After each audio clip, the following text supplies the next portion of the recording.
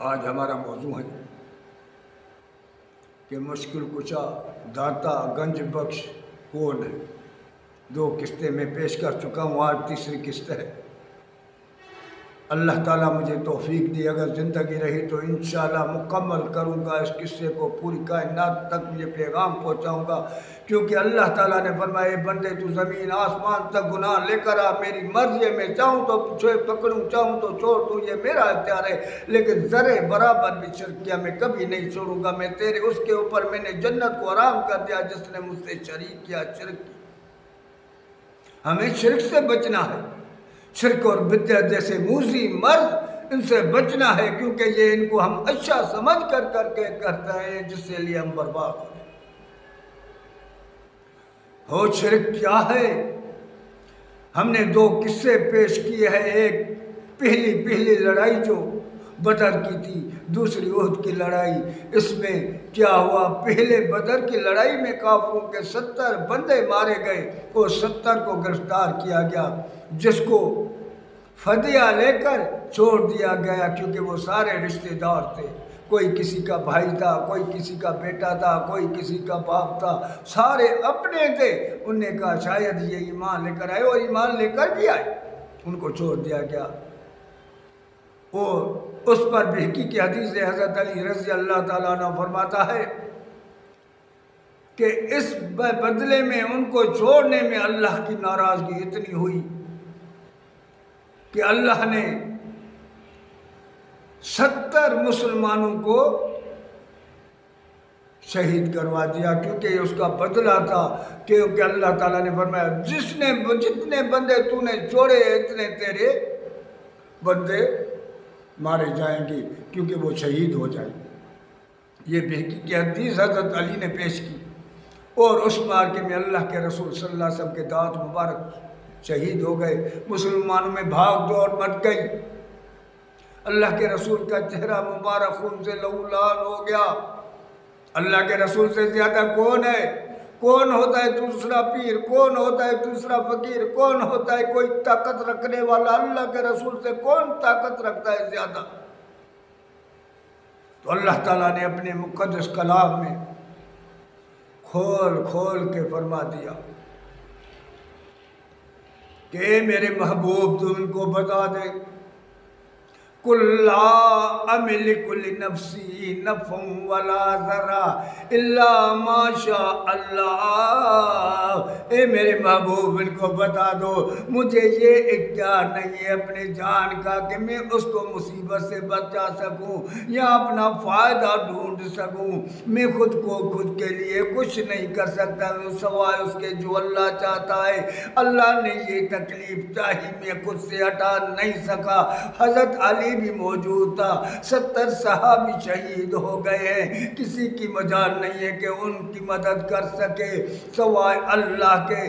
کوئی اللہ نے بدر میں مدد کی، وہاں بھی حضرت علی موجود تھا، اللہ نے کہا میں نے 1000 ملائک اتار دیے جو تیری مدد کی، اور یہاں اللہ تعالیٰ نے کہا یہ تو صحابہ کرام ساری چلا اٹھے کہ یہ کیوں ہوا ہے؟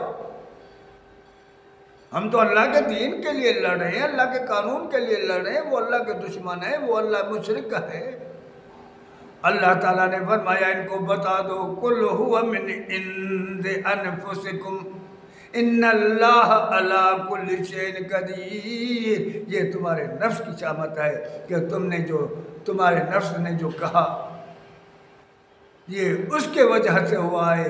اگر وہ تھوڑی سی نافرمانی اللہ اس کے رسول کی کرے تو یہ حالت ہو کہ اللہ کے رسول بھی موجود ہو، وہ حضرت علی بھی موجود ہو، سارے دیکھتے رہ گئے، 70 صحابی شہید ہو گئے، اور اتنا نقصان ہوا کوئی بندہ نہیں تھا جس کو نقصان نہیں ہوا۔ حضرت انس کو تو وہ اس کا لاش تو پہچاننے سے بھی دور ہو گیا تھا، بھیڑ نے اس کو ایک طرح سے پہچانا۔ یہ کیوں ہو گیا؟ کسی کو طاقت نہیں ہے، یہ عقیدہ رکھنے والا قطعی مشرک ہے۔ اللہ کے رسول نے فرمایا وَمَنْ جَامِعُ الْمُشْرِكِينَ وَسَكَنَ مَعَهُ فَإِنَّهُ مِثْلُهُ، جو مشرکوں سے میل جول کرنے والا، مشرکوں سے اٹھنے بیٹھنے والا، وہ بھی مشرک ہے، کیونکہ صرف مشرکوں کو فدیہ لے کر چھوڑنے کی سزا یہ ملی کہ 70 بندے شہید ہو گئے۔ یہ بہقی کی حدیث حضرت علی نے پیش کی۔ تو آپ اندازہ لگائیں کہ اس سے اٹھنے بیٹھنے والے کا کیا حشر ہوگا، جس کے لیے اللہ کا رسول فرما رہا ہے ان بری کل مسلم یقیم بین اظہر المشرکین، میں ان سے بیزار ہوں جو مشرکوں سے بیچ میں رہ رہا ہے، ان سے میل جول کر رہا ہے۔ تو میرے بھائی ہم اندازہ لگے، کسی کو کوئی طاقت نہیں ہے، کسی کو کوئی جرے، کوئی حاضر رواں، کوئی کارساز، کوئی گج، کوئی جو ہے نا مشکل کشا نہیں ہے یہ عقیدہ رکھنے والا قطعی مشرک۔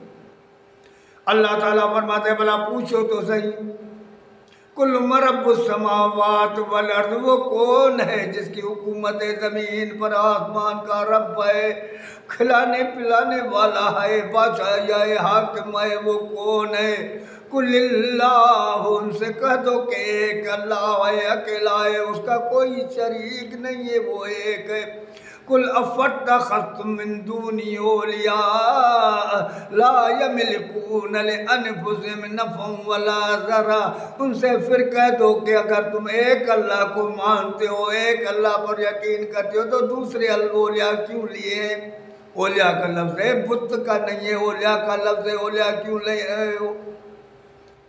لا یملکون لانفسہم، وہ تو اپنے نفس کو بھی، نفس بت کو نہیں ہوتا ہے، بندے انسان کو نفس ہے، ہمیں نفس ہے، بت کو نفس کہا گیا کہ تمہیں بت میں پھنسا دیا گیا کہ بت، فارسی میں پھنسا دیا گیا یہ بت ہے، بت ہے، یہ فارسی لفظ ہے، یہ فارسی میں بت، ہماری زندہ زبان میں وہ جس، وہ چیز جس کا تصور کر کے جس سے محبت کی جائے اس کو بت کہتے ہیں، اور عربی میں اس کو صنم کہتے ہیں۔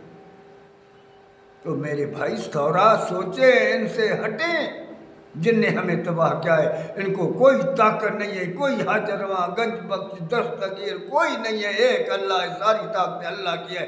جب تک اللہ کی طاقت کو نہیں مانیں گے اس سرزمین پر امن نہیں ہوگا، انصاف نہیں ہوگا، عدل نہیں ہوگا، کیونکہ یہ سارے فتنے میں ہمیں پھنسا کر زمین پر امن کو درہم برہم کر کے دیا ہے۔ صرف اس وجہ سے امن ختم ہو گیا ہے۔ اگر ایک اللہ کو مانیں گے تو پھر امن بھی قائم ہو جائے گا، عدل بھی ہوگا، انصاف ہوگا، کسی کی مجال نہیں ہوگی کہ رشوت لے، بے مانی کرے، بے حیائی کرے، کسی کی طاقت نہیں ہوگی کہ اس زمین پر کوئی بھی خرابی پیدا کرے۔